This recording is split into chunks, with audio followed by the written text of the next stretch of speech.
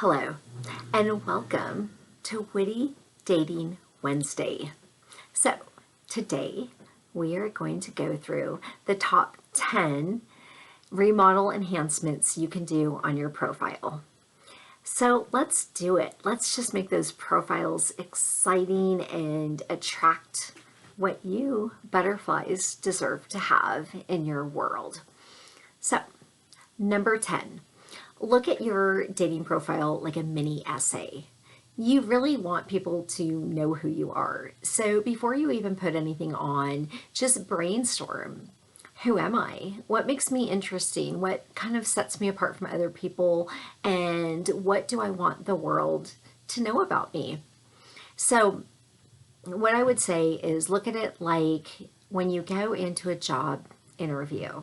You usually don't just go in blank and say, well, I'll just wait and field the questions the best I can.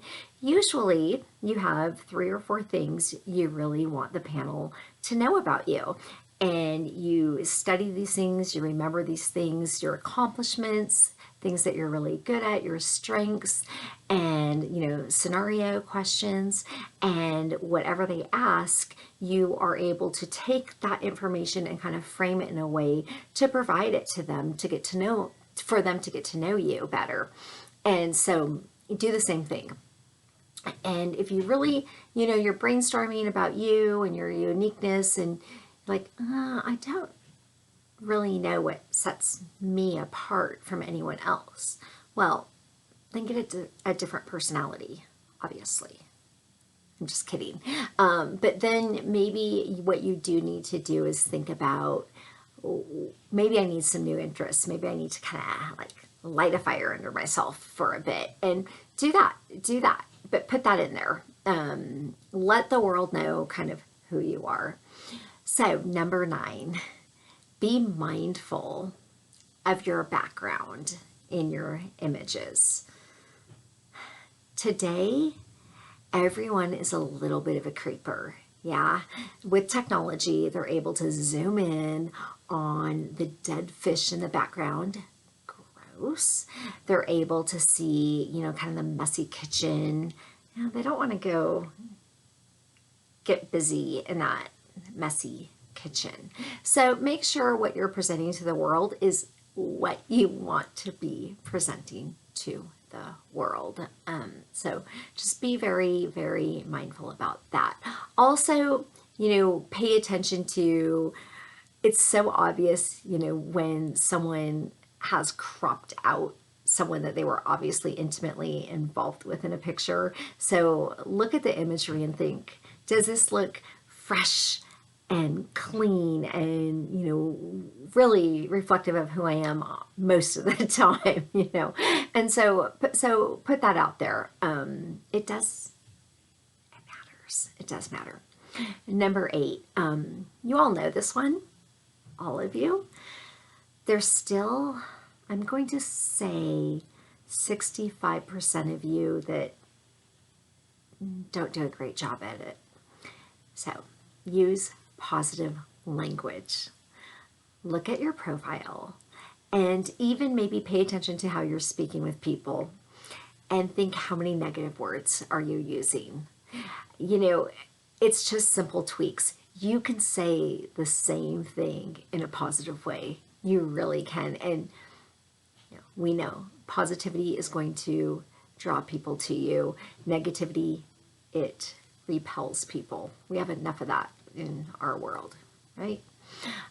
So instead of saying no hookups, no one night stands, say something to the effect of, life is short and I'm mindful about where I'm spending my energy, and in that spirit, I'm really only spending time looking for a full-time partner. So the no hookups, it makes you sound like a victim. It makes you sound like that has happened to you before. And it does the opposite thing of exude confidence. So I would say just, be very, very mindful of coming across in a negative way. You can say things like, instead of saying, oh, I'm a divorced loser, you can say things such as, I have a great co-parenting relationship, so I'm able to spend time focusing on dating and finding a wonderful person to complement my life. That really makes you sound positive, and it makes you sound pretty mature that you can say you have a good co-parenting relationship. And if you can't, well, then obviously don't mention that in your profile.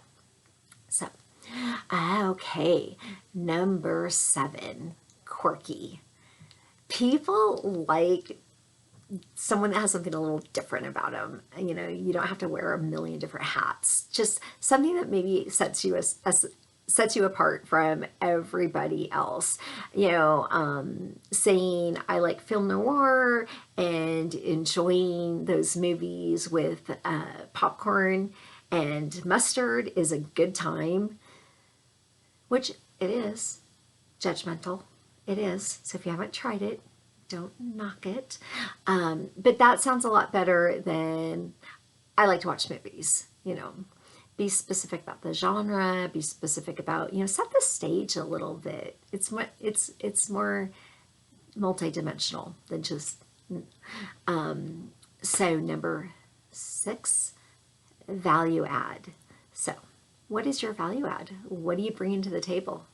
We all date people because we want our lives to be enriched and enhanced in some way, even if it's only for a couple hours, whatever that means for you. But we are looking for someone that will add some value to us. So maybe you're a great chef. Maybe you love to give massages. Maybe you have this amazing group of friends who do poker every Saturday night, and they're up for what am I trying to say? Men, women, like mixed. Maybe you, maybe you like to go to baseball stadiums and try while you're watching a game the baseball food at stadiums, and you rate the food of how good it is. Perhaps.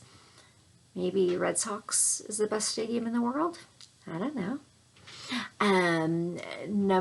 So just make sure you're you're adding your value. Maybe you have theater tickets, or you love to go to the theater. Let someone think, wow, this would be fun. Like, this person would, I get it. That's a good time. So number 5, give people the invitation or opening to ask you out.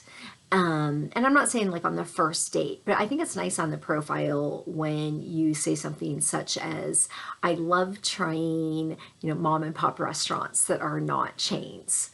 Then you will be surprised at how many people will say, oh, I know this great like little restaurant, would you like to go?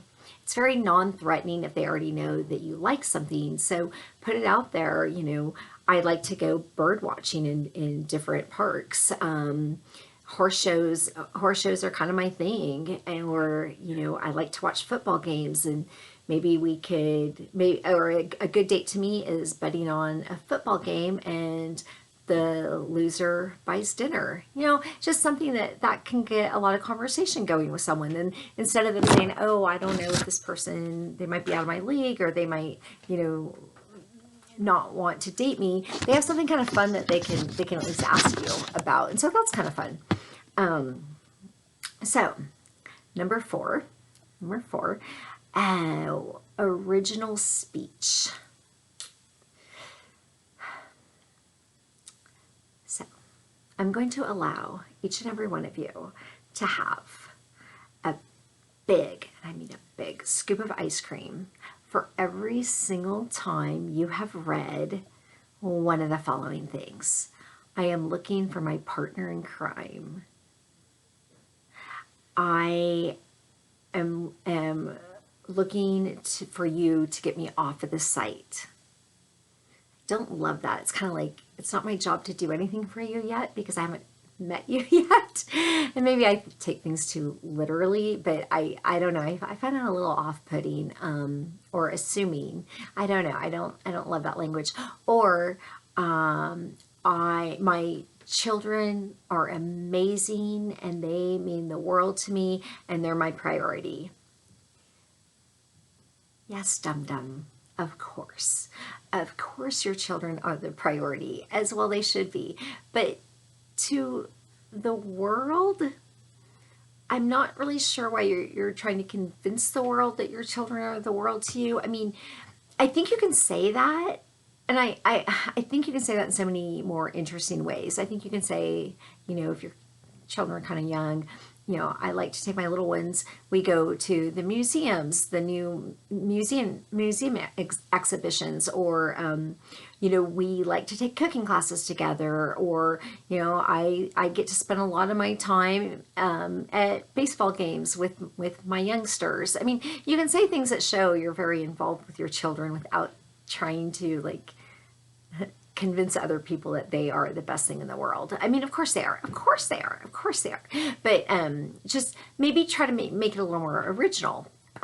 So, which kind of brings me, and you know, and so first of all, you know, get your passion out there, I think is what I'm saying. Don't be ordinary when you can be extraordinary.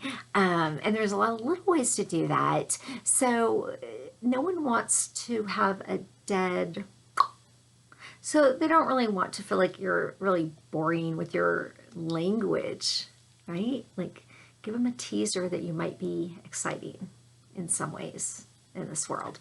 So number 3, and it kind of goes back to the number 4, but pay attention to your images that you are putting online.